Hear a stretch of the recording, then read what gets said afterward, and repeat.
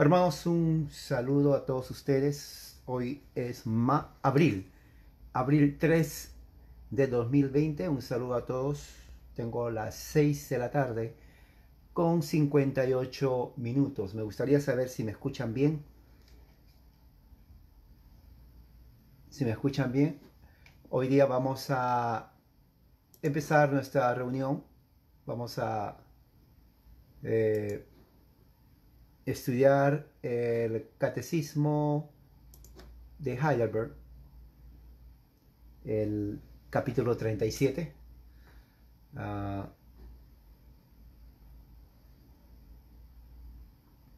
Vamos a estudiar el capítulo 37 que estamos siguiendo hoy. Y el tema es: ¿qué entiendes por la palabra sufrir? ¿Qué se entiende por la palabra sufrir? Esto en el capítulo 37 de el catecismo de Heidelberg.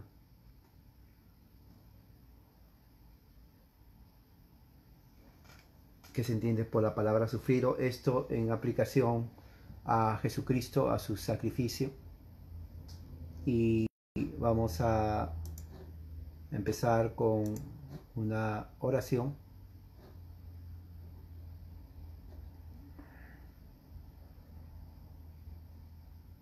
Oremos. Padre Celestial, gracias por tu amor y misericordia. Eres un Dios grande y poderoso. Señor, que podamos esta noche aprender lo que tiene que ver la enseñanza doctrinal en cuanto a tu Hijo Jesús. Danos entendimiento. Muy bien. Pregunta es: ¿qué se entiende por la palabra sufrido? Y eso en referencia a Jesucristo.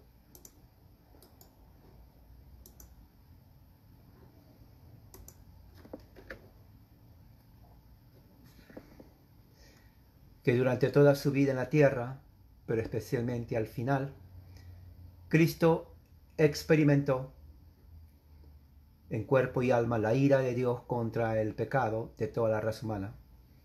Esto lo hizo para que por su sufrimiento, como el único sacrificio expiatorio, Él podría liberarnos en cuerpo y alma de la condenación eterna y ganar para nosotros la gracia de Dios, justicia y vida eterna. Eso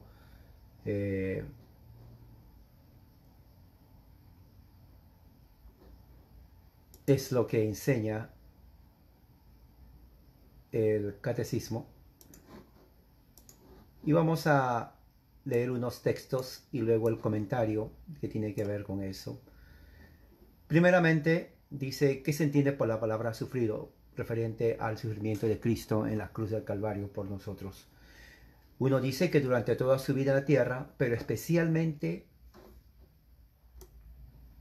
al final, Cristo experimentó en cuerpo y alma la ira de Dios, ¿no?, contra el pecado de toda raza humana. Entonces,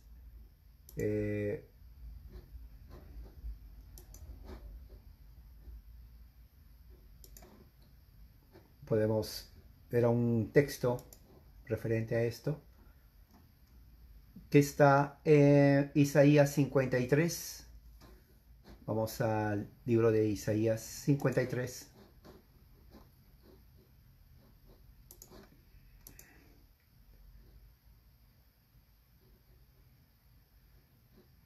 En el Antiguo Testamento es un pasaje bien conocido, tiene que ver con el sufrimiento del Mesías. Isaías 53 dice: ¿quién ha conocido o quién ha creído a nuestro anuncio? ¿Y sobre quién se ha manifestado el brazo del Señor? ¿Subirá cual renuevo delante de él? Como raíz de tierra seca no hay parecer en él, ni hermosura le veremos, mas sin atractivo para que le deseemos. Estoy hablando del sufrimiento de Jesús. Es una profecía mesiánica. Despreciado, desechado entre los hombres, Jesucristo. Varón de dolores. Aquí está la parte que tiene que ver con nuestro tema. Varón de dolores. Quiere decir que él experimentó el sufrimiento, él experimentó el dolor. experimentado en quebranto, otra vez, sufrimiento. Como que escondimos de él el rostro. O sea, era tan, diríamos, estaba físicamente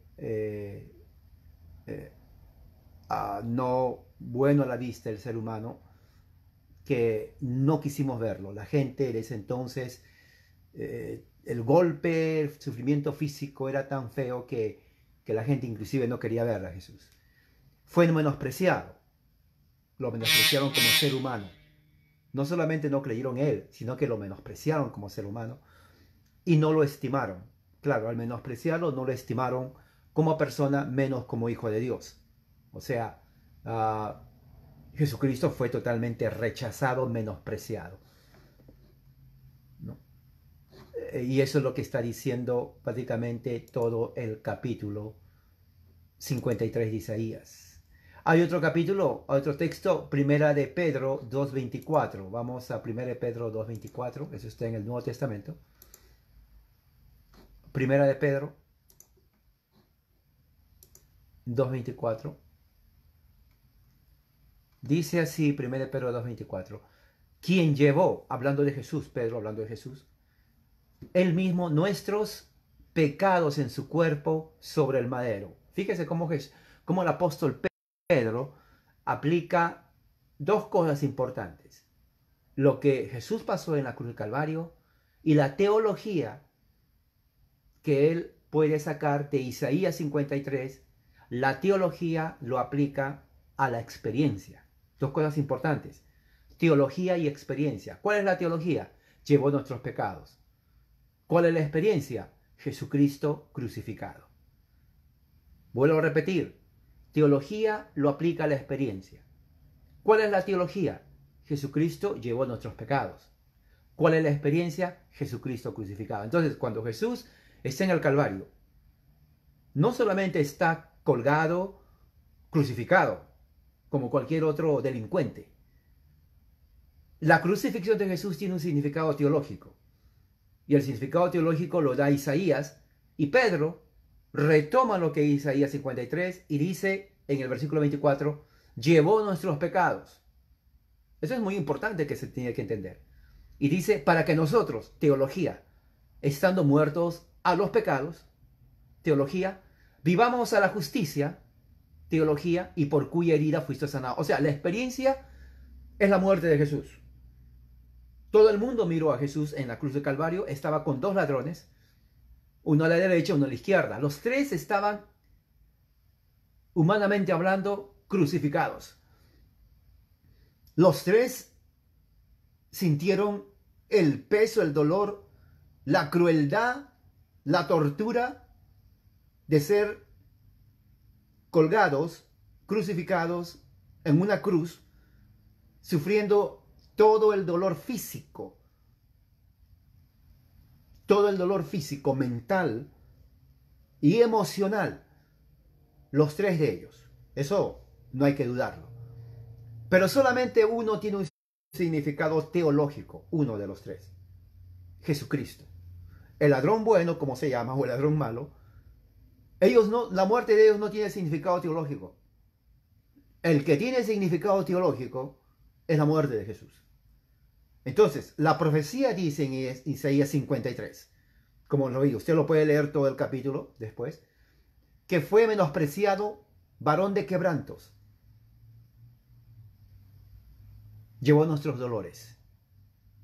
Entonces, Pedro, como todos los judíos, sabían que Isaías 53 está hablando del Mesías. Entonces los discípulos, así como Pablo, ellos aplicaron la profecía teológica de Isaías 53 a la muerte no de los ladrones, sino a la muerte de Jesús. Entonces, la muerte de Jesús no fue solamente una muerte más. Fue una muerte en donde él estaba muriendo por los pecados de su pueblo. Fíjate, ese es el significado teológico. Entonces, al morir por los pecados de su cuerpo en el madero, él sufrió todo eso, que es el tema del capítulo 37 de Heidelberg, su sufrimiento. Entonces, en su sufrimiento murió por nosotros. ¿Para qué? Para que nosotros, estando muertos al pecado, significado teológico, la teología de la muerte de Jesús, la teología de la muerte de Jesús, eso lo escribe muy bien el puritano John Owen. El puritano John Owen escribe su libro la muerte de Cristo. Eso es muy importante. Ese libro es, tal vez usted no lo va a leer, está en inglés y es un volumen tremendo. Uno de los mejores teólogos puritanos del siglo XVII, John Owen. Pero aquí Pedro nos dice en el 24, teológicamente hablando, que nosotros, los cristianos, muertos al pecado, ¿no? No tenemos que ser crucificados como Jesús, porque lo hizo por nosotros. Eso es su muerte en el Calvario. El significado teológico, el significado teológico, el significado teológico de la muerte de Jesús en el Calvario es para su pueblo, llevar los pecados de su pueblo. ¿Para qué? Para que nosotros, muertos al pecado, ya no vivamos al pecado, sino vivamos a la justicia, por cuya herida de Jesús, su muerte, fuimos sanados. Entonces, el significado teológico no es como dicen nuestros amigos pentecostales, oh, por la sangre de Cristo, la sangre, la llaga de Cristo, y comienza a zarandear y por la sangre de Cristo. Y hacen todo un ritual, una ceremonia, parece pagana los amigos pentecostales. No, no es eso. No es eso. El significado teológico de la muerte de Jesús es tal como lo dice Isaías y es aplicada por el apóstol Pedro, que es para que nosotros ya no vivamos para el pecado, sino vivamos bajo la gracia de Dios en la justicia de Dios, justificación.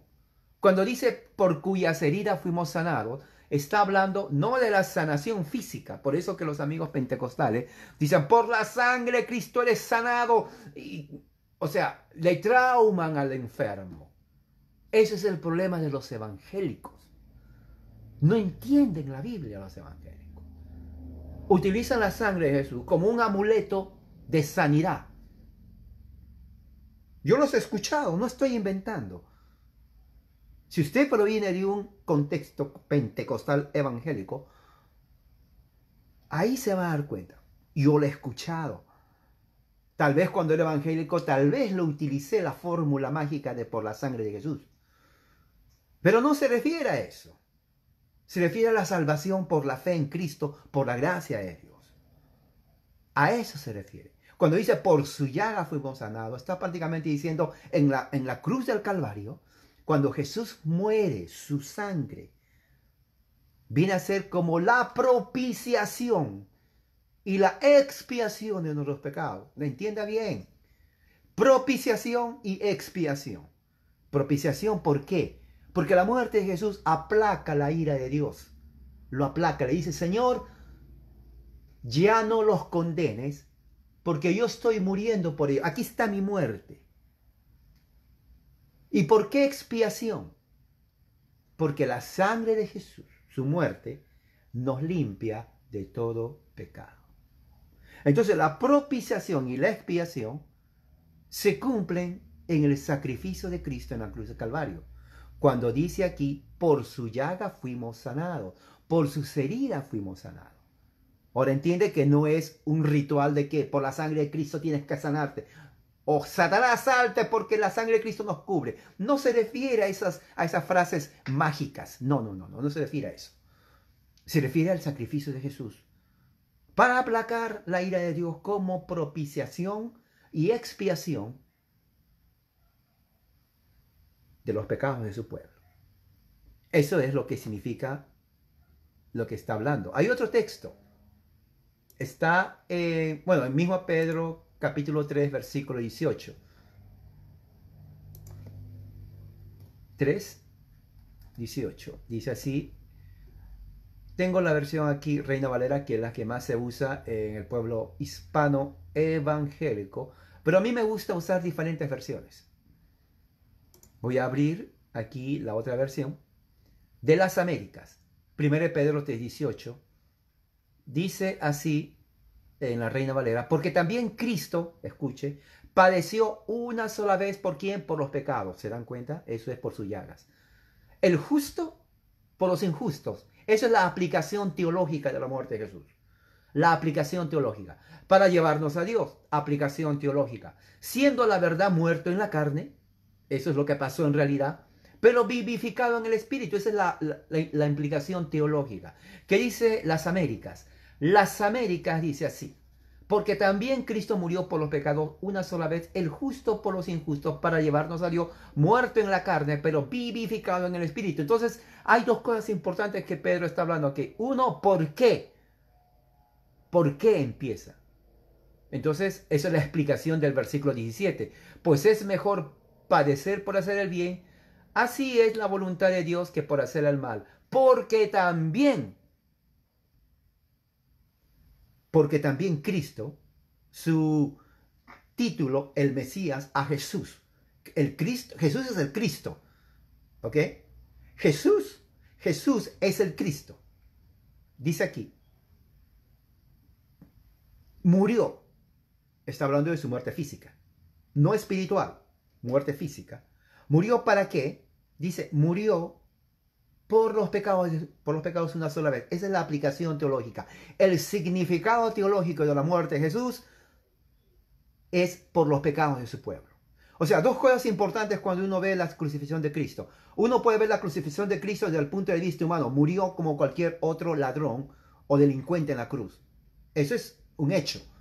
Pero la aplicación teológica, el significado teológico detrás de la muerte de Jesús es lo que los escritores del Nuevo Testamento, en este caso los apóstoles, interpretan en base a los escritos del Antiguo Testamento. Y uno de los escritos del Antiguo Testamento que los apóstoles usaron bastante es Isaías 53 en cuanto al sufrimiento del Mesías. Entonces, cuando Pedro dice en el versículo 20, ¿cuál es? 18. Porque también Cristo murió, sí, murió físicamente, por los pecados una sola vez. Entonces ahí viene la interpretación teológica. ¿Por qué murió Jesús? Murió solamente porque era un rebelde ante el Imperio Romano, fue acusado vilmente por los líderes de los fariseos, pero dice, hay un significado teológico. El significado teológico es que Él murió por los pecados una sola vez. Entonces ahí está dando ya la interpretación mesiánica de los sacrificios del Antiguo Testamento que se cumplen en Jesús. Él muere una sola vez.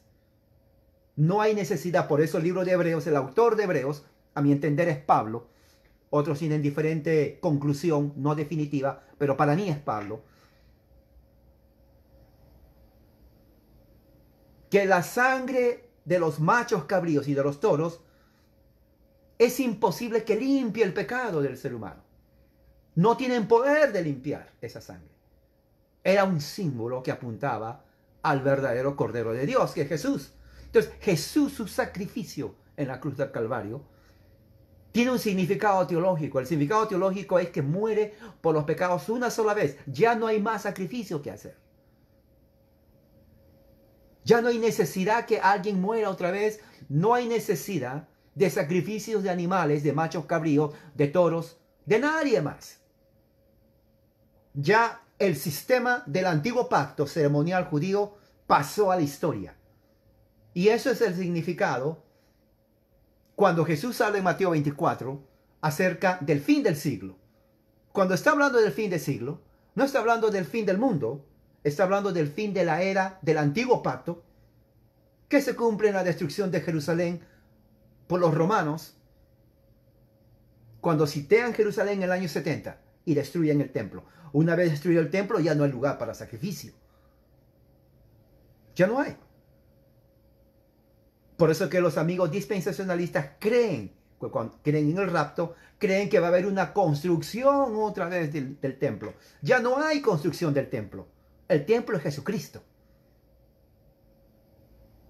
El templo es Jesús.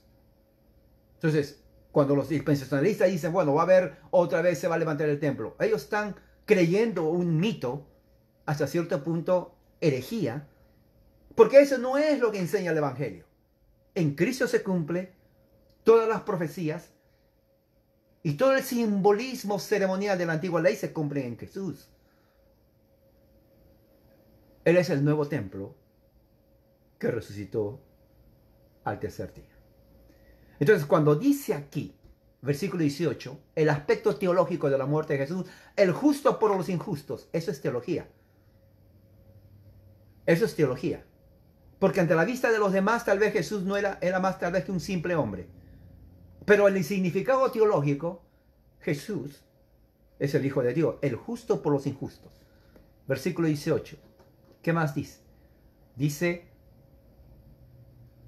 para llevarnos a Dios, teología. El ladrón también murió crucificado, pero él no nos lleva a Dios. El otro ladrón también murió crucificado, pero él no nos lleva a Dios. Es más, hubieron millones que fueron crucificados durante el Imperio Romano en el primer siglo, pero ninguno de ellos nos lleva a Dios. El único crucificado con un significado teológico detrás de su muerte, Jesús, Él nos lleva a Dios. Nadie más. Nadie más. ¿Qué dice el versículo 18? Muerto en la carne, claro, humanamente hablando, murió en la carne, pero vivificado en el Espíritu. Prácticamente este texto es todo el capítulo 37 del Catecismo de Heidelberg. Entonces, cuando se está leyendo, este es el significado por qué el catecismo es importantísimo. Escúchenme ustedes, amigos evangélicos. Los catecismos, las confesiones de fe, no se hicieron para suplantar la Biblia. Ese es falso. El amigo evangélico que no conoce nada de la Reforma y que no es confesional dice, oh, nosotros seguimos la Biblia. ¿No? Así dice. Yo no sigo a nadie, ni religión, ni iglesia, yo sigo a Cristo. Así dicen ellos.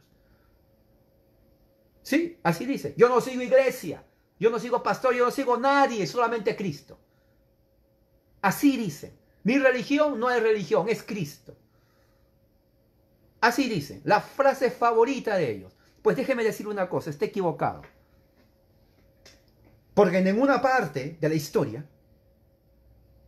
de la Reforma y de la Iglesia cristiana existe un testimonio en donde se diga que los catecismos y las confesiones se han hecho para suplantar la autoridad de la Biblia. Está, diríamos, el catecismo cristiano reformado o las confesiones están sometidas a la autoridad de las Escrituras. Es más, los amigos evangélicos también tienen sus confesiones de fe. Usted vaya a una página de una iglesia evangélica y va a ver confesión de fe, testamento de fe. Ahí tienen su confesión. Creemos esto, creemos esto. Hasta los anabautistas que rechazaban las confesiones tienen su confesión de fe. Sí, testamento de fe, esto es lo que creemos. Y ahí está todo lo que ellos creen. Ahora, ¿es necesario? Sí es necesario. ¿Por qué? Porque una confesión de fe delinea lo que uno cree. ¿No es cierto? Lo que uno cree. Los reformadores, cuando hicieron la confesión, el catecismo de Heidelberg, estaban simplemente poniendo exactamente lo que ellos teológicamente creían como respuesta a la teología católica romana. Porque el catolicismo romano era el representante de la cristiandad en ese momento. La Reforma, empezando con Lutero, luego Calvino lo desarrolla, y luego con Calvino ya salen más confesiones. No es que estaban poniendo algo igual a la autoridad de la Biblia, absolutamente no. Nadie, no existe ningún catecismo, no existe ninguna confesión donde diga esto suplanta la autoridad de la Biblia. No existe. Absolutamente no hay. Porque los reformadores eran personas que estudiaban la Biblia y basaban la fe cristiana en la autoridad de las Escrituras. Entonces, como no había reforma antes de ellos, y la iglesia cristiana reformada estaba expandiéndose, ellos necesitaban enseñar al pueblo europeo, saliendo del catolicismo, qué es la fe reformada. Entonces ellos tenían que escribir confesiones de fe.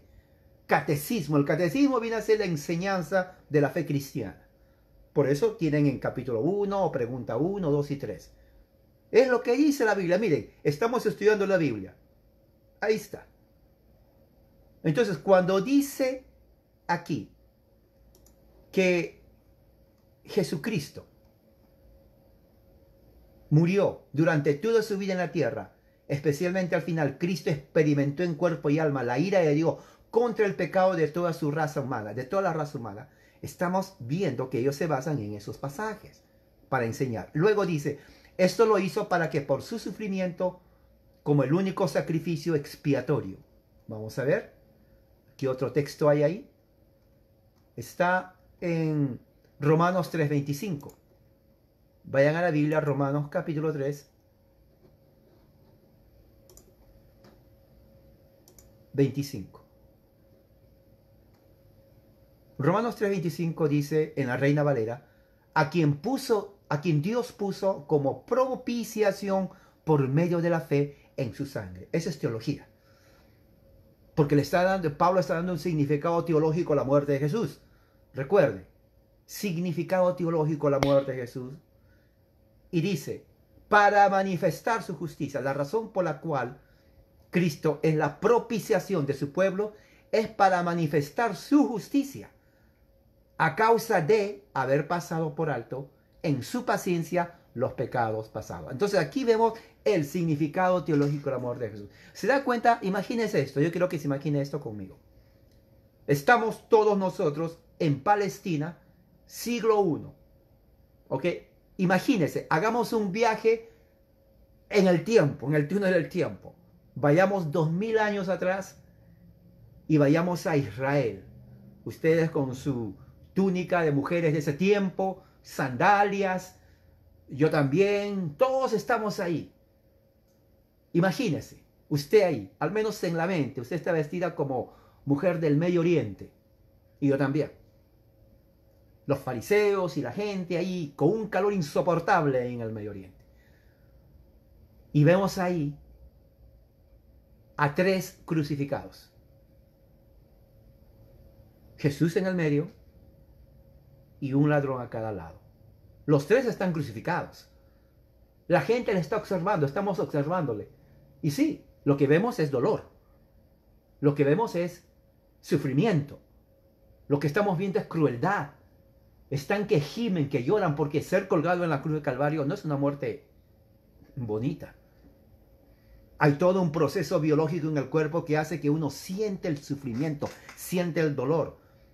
Todo el sistema humano se va apagando poco a poco cuando uno está ahí en una cruz,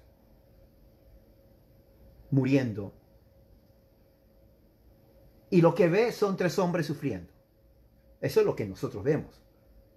Pero detrás de ese sufrimiento, de los 3, hay uno cuya muerte tiene un significado teológico más que el resto. Y es Jesucristo. El significado de la muerte de Jesús ha hecho que Pablo escriba 13 cartas. El significado de la muerte de Jesús ha hecho que Pedro escriba 2 cartas. El significado de la muerte de Jesús ha hecho que Juan escriba 3 cartas. Judas, los evangelios. Entonces estamos viendo cómo la muerte de un hombre, Jesús, tiene un significado teológico, verdades teológicas, que trascienden el tiempo. Entonces, uno en Judea está mirando el sufrimiento de 3 hombres. La muerte, el sufrimiento. Muchas lloraban, dice que había mujeres que lloraban, mucha gente que veía el sufrimiento. Pero detrás de eso hay un significado teológico. Para nosotros los cristianos es importante ese significado teológico. Porque eso es nuestra fe. Nuestra fe como cristianos. Si hay algo que nos une a todos los cristianos, es la muerte de Jesús. Su significado. Murió por los pecados de su pueblo. Como propiciación. ¿Qué es propiciación? Propiciación significa de que Él muere para aplacar la ira de Dios. La ira de Dios está sobre su pueblo pecador. Tiene que haber justicia. La justicia de Dios es castigo al pecado. Dios, si va a perdonar, lo hace por gracia, pero el castigo, la justicia tiene que ser llevada a cabo. ¿Cómo va a ser? ¿Cómo va a perdonar sin justicia? ¿Me entiende? Usted debe 100 millones de pesos. 100 millones de pesos. Y usted tiene un centavo. Y le dicen, tiene una hora para pagar. En una hora usted no va a tener 100 millones de pesos. Y cuando ya le dicen, ok, no tiene 100 millones, un centavo no alcanza para nada, vamos, te llevamos. Y aparece ahí alguien y le dice, un momento, no la lleven, no la lleven. Yo tengo 100 millones de pesos. Yo voy a pagar su deuda. Yo voy a pagar su deuda. Pero la dejan libre. ¿Usted lo va a pagar? Sí, yo lo voy a pagar. Pero si usted no tiene, sí, yo no tengo nada que ver con esa persona, pero yo pago su deuda, ella sale libre. El juez a usted por gracia, ok, está bien. Pero la justicia sigue. ¿Por qué? Porque alguien tiene que pagar su deuda. Esa persona de los 100 millones pagó por usted. Para que usted sea libre.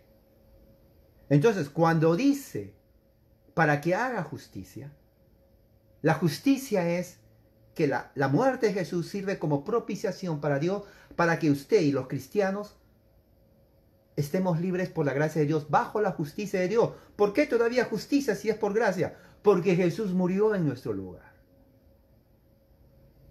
¿Se acuerda lo que vimos en Pedro primeramente anterior?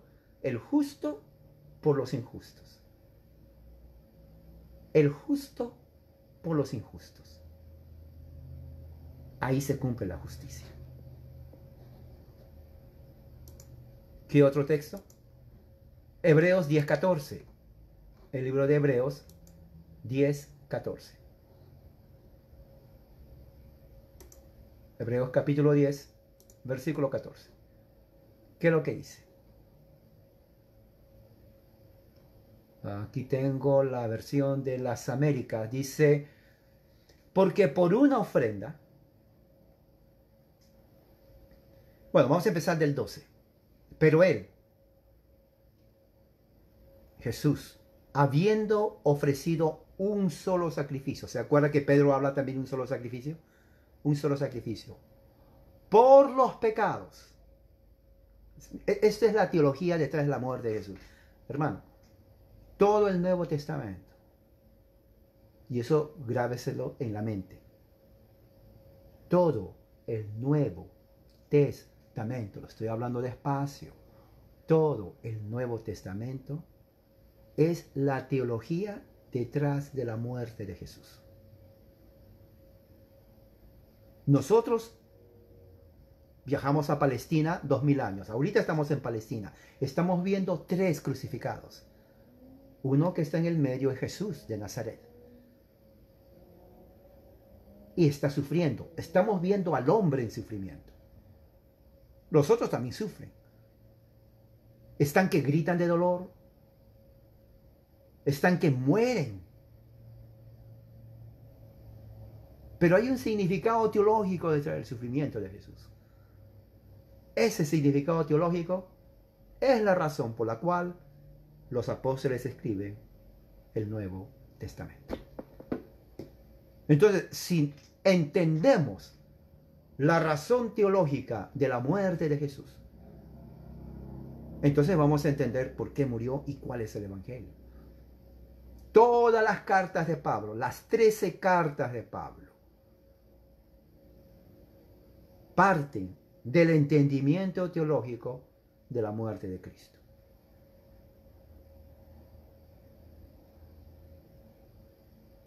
¿Qué dice aquí? Pero él, habiendo por los pecados para siempre. ¿Se acuerda lo que le dice Pedro? Murió una sola vez. Ya no hay más sacrificio por el pecado. Ya no tiene que venir Cristo otra vez y morir. Ya no hay que matar un macho cabrío, un toro. Ya no hay que matar un becerro. Ya no tenemos que matar un cordero ni a palomillos. Ya no tenemos que matar ningún animal, no tenemos que hacer ningún sacrificio. Porque la sangre de los machos cabríos animales no tienen poder para limpiar el pecado. Era solamente una figura de la realidad que va a venir. Y la realidad que iba a venir ya vino. Jesús, el Cristo. Entonces Jesús, siendo el Cristo, el Mesías prometido a Israel, su sacrificio en la cruz del Calvario tiene un significado teológico de redención. Redención significa liberación a cambio de un pago. Libérale porque yo voy a pagar. ¿Cuánto cuesta la libertad de este esclavo? La libertad de este esclavo cuesta su vida. Si alguien quiere que este esclavo salga, alguien tiene que morir por él. Bueno, todos los hombres están condenados, así que no hay ningún hombre que pueda morir por otro. No hay nadie que pueda decir, bueno, yo voy a liberarle a él. No, porque tú también estás en pecado. Entonces, ¿quién podrá? Parece tal vez algo gracioso del cómico, ¿quién podrá salvarnos? Pero en realidad la pregunta teológicamente es, ¿quién podrá salvar al hombre? Había solamente una persona que reunía todos los requisitos teológicos de redención, pero sin pecado. Jesús, el Cristo. Y ahí lo dice, un solo sacrificio por los pecados para siempre, se sentó a la diestra de Dios. Se sentó, tiempo pasado perfecto. O sea, él ya está con Dios, sentado a su diestra. Ya está reinando. Ahora entiende por qué el reino de Dios es ahora. Ya está reinando Jesús. Sentado a la diestra del trono significa reinado. Él no está muerto. No es que va a reinar en el futuro. Él está reinando porque sentado a la diestra del trono, trono implica poder, trono implica realeza, reino. Él está sentado a la diestra del Padre, está reinando. Ahí dice la Biblia. ¿Y qué dice 13? Esperando de ahí en adelante, esperando en su reino. Y eso es lo maravilloso. Por eso que el reino de Cristo está siguiendo una culminación progresiva.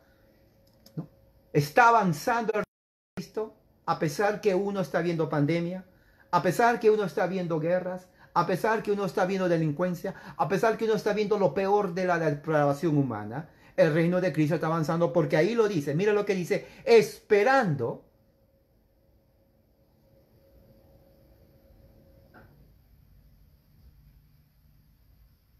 de ahí en adelante hasta que sus enemigos, los enemigos del reino de Dios, los enemigos de la iglesia de Cristo, los enemigos de Dios mismo, de Cristo, de su iglesia, sean puestos por estrado. ¿Sabe lo que es un estrado? Es donde los pies se ponen. O sea, cuando los pies están sobre el estrado, significa que la persona que tiene los pies sobre el estrado es rey y vencedor. Tiene dominio sobre eso. O sea, Jesús pisa a sus enemigos. Los pisa. Ejerce dominio y poder sobre ellos. Ahí dice la Escritura. Él está sentado. El reino avanza como la semilla de mostaza. Y va a vencer a todos sus enemigos. Porque la promesa que Jesús hizo en Mateo, que las puertas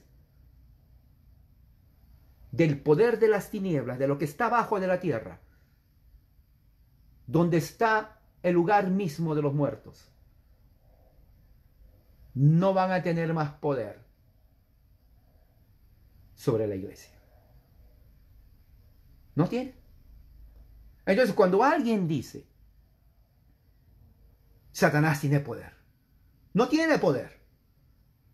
Satanás ya está vencido, hermanos. Jesús lo venció. ¿Qué dice? Para vencer al que tenía el imperio de la muerte, eso es al diablo. Entonces, ¿a quién los amigos pentecostales están atando? Yo no sé a quién atan. O vamos a atar al enemigo. ¿Cómo que atar al enemigo? Y lo atan todos los días. O sea, lo atan y el enemigo se desata. Lo atan es como el niño malcriado. Te sientas aquí. La mamá se da la vuelta, se para de la silla. La mamá va otra vez. Te sientas aquí. Se da la vuelta la mamá, se para el niño. La mamá otra vez, siéntate aquí. Así están con Satanás jugando. Le atan a Satanás. Se dan la vuelta, Satanás se sale, se desata. Otra vez le atan a Satanás. Esa teología no es bíblica, hermanos. Paran atando, atando. Yo no sé cuándo se van a cansar de atar. No hay eso de atar a Satanás. Ya está vencido. Y se paran reprendiendo, reprendiendo, reprendiendo. Por ahí escuché que el virus es un demonio de Satanás. Que Satanás mandó a un demonio y dijo, ¿sabes qué? Tú vas a hacer el virus. Vete de aquí. Y comienza a contagiar. O sea que el virus es un demonio chiquito. Y está por ahí, entonces dice, reprende a ese virus. Si toses, reprende a esos virus. Si estornudas, reprende ese estornudo. No estornudes, no toses. Es un pequeño demonio que te molesta. Repréndelo, átalo al demonio así, agárralo y bien fuerte y tíralo. ¿De dónde sacan esa? ¿De dónde sacan eso, hermano? La Biblia nos enseña eso. Ya está vencido Satanás. Para resucitar y vencer al que tenía el imperio de la muerte, eso es el diablo. Al que tenía tiempo pasado, eso es el diablo. Entonces, si queremos entender la Escritura, tenemos que entender lo que la Biblia dice. Así que no hay atar. Si hay un amigo evangélico pentecostal, con mucho respeto, sin burlarme, por favor, no existe eso de atar. No ate nada. No ate. ¿Ok? Muy bien. Entonces, de ahí dice el versículo 14, porque por una ofrenda, fíjese, la muerte de Jesús, Él, ¿quién es Él? Jesús, ha hecho perfectos. Esto es tremendo, esto es tremendo. Escuche. Para siempre a los que son santificados. Ahora, ¿se acuerda que hay gente que dice, oh, la salvación se pierde? Un momento. Si eso fuera cierto, entonces diría ahí, porque por una ofrenda,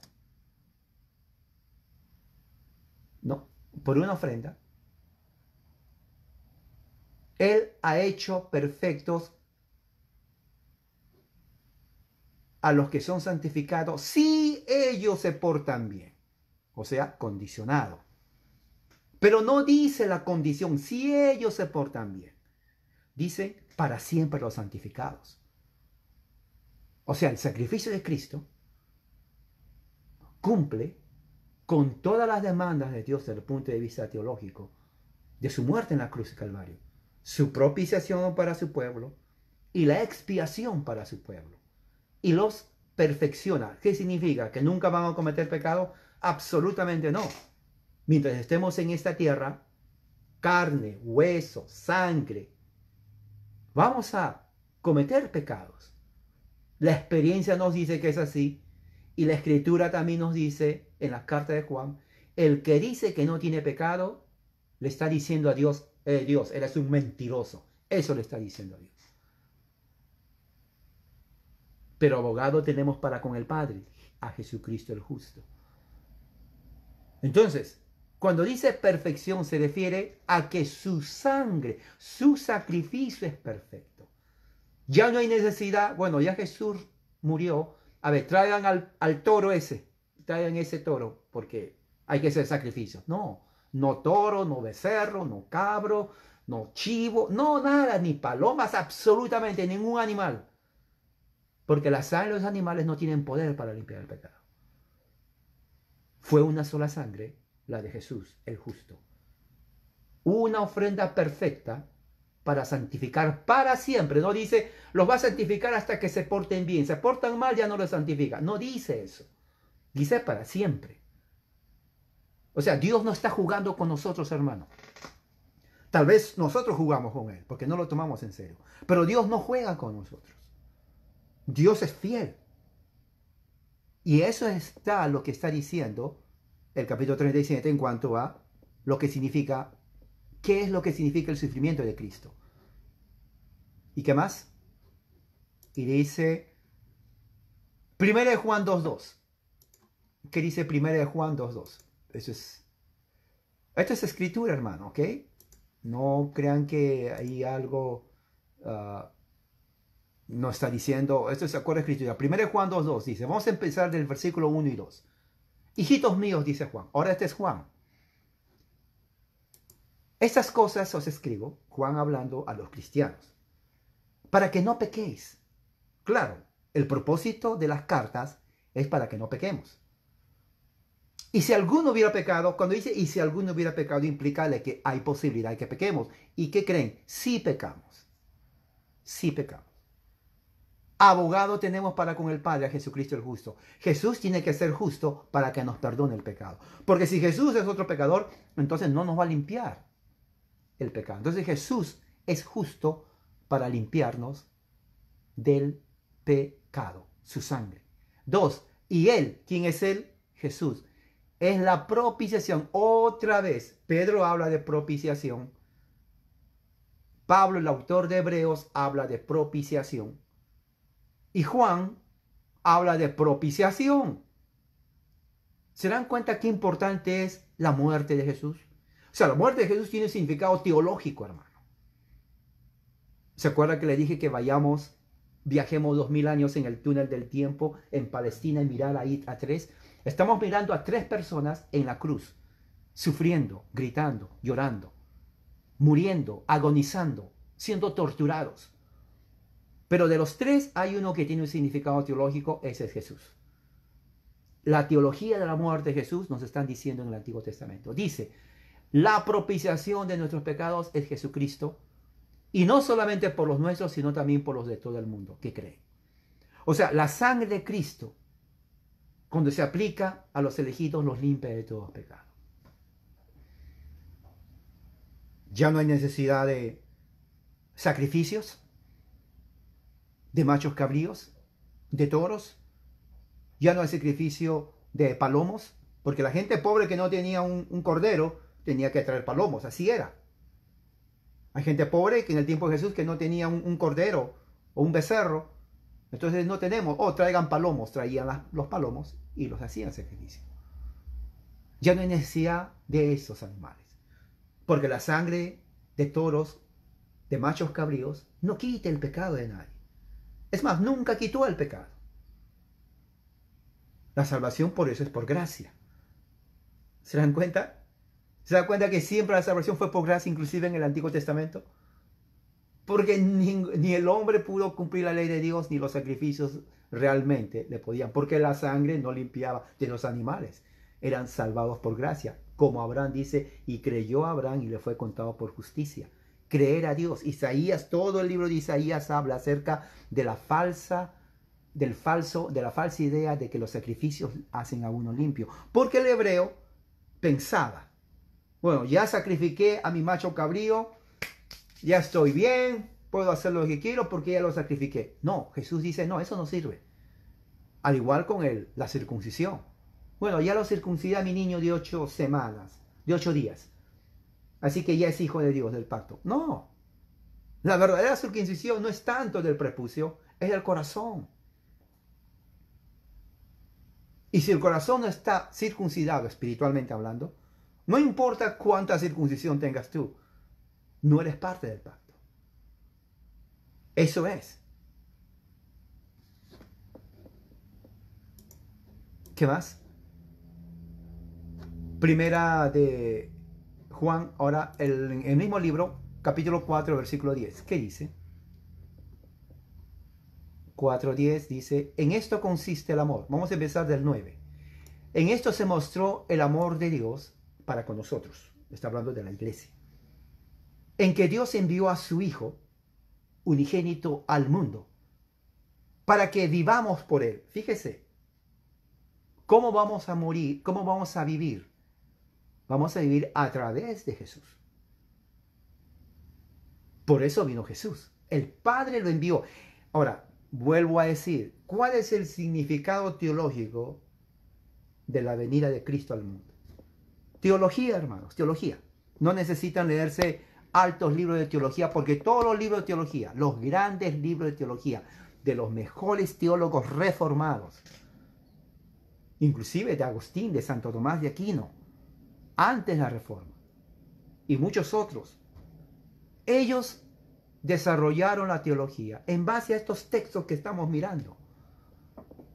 Estamos yendo a la misma fuente escritural que ellos usaron. En esto se mostró el amor de Dios. Este es el significado teológico de la venida de Jesús. Para que con nosotros, para que Dios envió a su Hijo al mundo, para que vivamos por él, o sea, a través de Jesús. Y aquí viene el 10. En esto consiste el amor. No amor sentimental o romántico, sino el amor de Dios. En esto consiste el amor. No en que nosotros, escuche bien, hayamos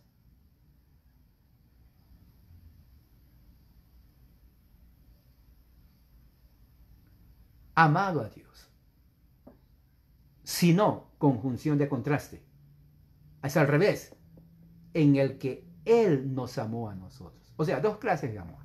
¿Cómo se define el amor teológicamente en la muerte de Jesús? Desde el punto de vista teológico bíblico, el amor de Dios, o yo amo a Dios, eso no es la definición teológica.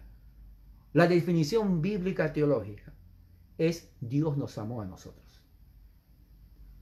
Y la prueba de ese amor, ahí no termina, es que envió a su Hijo, otra vez Juan, en propiciación por nuestros pecados. ¿Se dan cuenta cuán importante es la muerte de Jesús? Tanto su muerte, tanto su nacimiento, su vida y su muerte, su resurrección y exaltación, tienen un significado teológico, hermano. Cuando usted lee la Biblia, especialmente el Nuevo Testamento, no lo lea como un libro de poemas. Ay, me siento inspirado. Y pone un corazoncito y una mariposita. No, no ponga eso, hermano. La Biblia no es libro de poesía. Tal vez le inspire. Pero cuando Pablo escribe las cartas, no está escribiendo para volvernos poetas. No, no es eso. Él quiere que crezcamos en el conocimiento de la gracia de Dios. ¿Me entiende lo que estoy hablando? Entonces Pablo dice que el verdadero significado teológico de la muerte de Jesús, de venir a la tierra, es que el Padre nos amó. Ese es el verdadero significado, definición de amor. El Padre nos envía a su Hijo Jesucristo para que vivamos a través de Él. Y Él es nuestra propiciación. Otra vez, repito, los que están conmigo por años les he enseñado. No quiero que me digan, hermano, ¿qué significa? Porque sería una vergüenza que usted me pregunte qué es propiciación. Honestamente hablando. Honestamente. Es una vergüenza que usted me preguntaría qué es expiación. Eso lo acepto de un cristiano o de alguien que hace un minuto se hizo cristiano. Ok, mucho. Pero si usted ya tiene 15, 20, 30, 50 años de cristiano y pregunta qué es propiciación, hermano, es una vergüenza. Yo no sé qué hizo. Mirar el partido de fútbol, no sé. Propiciación. Sacrificio de Jesús. Para calmar la ira de Dios, satisfacer la justicia de Dios, el castigo. Cuando Juan dice ahí, para que abogado tenemos para con el Padre Jesucristo el justo, Él nos expía con su sangre. Nos limpia. Expiar es quitar. Expiar es quitar el pecado de uno. Por eso se llama expiar. Limpiar. Quitar el pecado. Eso tiene que saberlo usted. Si usted tiene iglesia y no sabe, pregúntele a su pastor y dígale, pastor, enséñame que no entendí nada. Y empiece desde cero otra vez. Y es lo que dice ahí.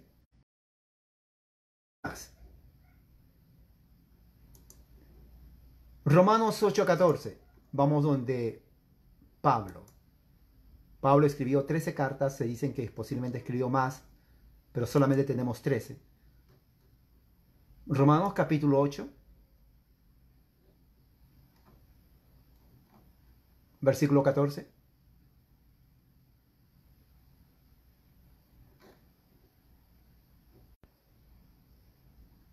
Romanos 8, 1 al 4. Ahora pues ninguna condenación hay para los que están en Cristo. No hay condenación. Los que no andan conforme a la carne, sino conforme al Espíritu. Porque la ley del Espíritu de vida en Cristo me ha librado de la ley del pecado y de la muerte. Porque lo que era imposible por la ley, nuestra justificación, por cuanto era débil en la carne, no podemos cumplir la ley. Dios enviando a su Hijo en semejanza de carne de pecado, y a causa del pecado, condenó al pecado en la carne. Esa es teología. El significado teológico de la venida y la muerte de Cristo es para que vivamos por Cristo cuando Cristo condena el pecado en su carne. ¿Cómo en su carne? Cuando muere en la cruz del Calvario, su muerte en la cruz tiene un significado teológico, la muerte del pecado. Recuerden, la gente que veía a Jesús en Palestina, usted y yo, hace 2000 años, veíamos a los hombres sufriendo, agonizando. Pero detrás de la muerte de Jesús hay un significado teológico. Significado teológico significa que Él estaba muriendo, matando el pecado en su carne, condenando el pecado en su carne, para que la justicia de la ley se cumpliese en nosotros, que no andamos conforme a la carne, sino conforme al Espíritu. La justicia de la ley es que estamos justificados ante Dios. La única manera que podemos ser justificados ante Dios a través de la ley es cuando Jesucristo, la justicia de Cristo, se nos acredita a nosotros por la fe. Y de esa forma estamos justificados delante de Dios. Romanos 3, 24, 26. Y con esto terminamos. Romanos 3, 24, 26. ¿Qué es lo que dice Romanos 3, 24, 26? Vamos a empezar de 22 al 26. Porque la justicia de Dios, por medio de la fe en Jesucristo, ¿se dan cuenta? Por medio de la fe en Jesucristo. Para todos los que creen en Él, porque no hay diferencia. Se adquiere la justicia de Dios cuando creemos en Cristo, la fe. Por cuanto todos pecaron, todo en la humanidad, y estamos destituidos de la gloria de Dios, estamos bajo la ira de Dios. Eso es lo que significa, bajo la ira de Dios. Siendo justificados gratuitamente, o sea, por la gracia de Dios, mediante la redención, liberación. Jesucristo pagó nuestra liberación, que es en Cristo Jesús. ¿Cómo pagó Jesucristo nuestra liberación? Por su vida. Por su vida. A quien Dios puso, mira, Pablo otra vez dice 25, propiciación otra vez. ¿Se dan cuenta que la palabra propiciación está en todas las escrituras del Nuevo Testamento? Todas las escrituras del Nuevo Testamento. Marcador, propiciación. Dios puso a Jesús como propiciación por medio de la fe en su sangre, en su sacrificio, para manifestar su justicia a causa de haber pasado por alto en su paciencia los pecados pasados. ¿Qué es lo que está tratando de decir?